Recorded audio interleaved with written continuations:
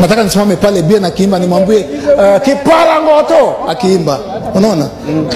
Inaonekana una target sana bia. Ni kwa nini? Ana upumbavu, ana ujinga, ana unafiki. Na akili yake inafanya kama tushaona hiyo kipara yake inakaa matako ya mtoto. Tushaona mtoto mdogo, baby yako 3 months. Amzaliwa ni soft. So anafikiria kama matako ya mtoto. Vitu wanasema vitu, how does he reason? Eric Omondi nilisema hakuna haja ni cloud chaser mkubwa sana Nairobi. In fact, sijaona na cloud chaser in my life kama Eric Omondi. Na mimi chasingi cloud. So hapo ndo I think hatupatanangi. But for many of the things that he stands for, I stand for as well. You know, I stand for 75% Kenya music. I stand for in fact 90. I stand for everything he says, just not the way he says it and how he uses everything for clout. Hiyo kitu haifai jo.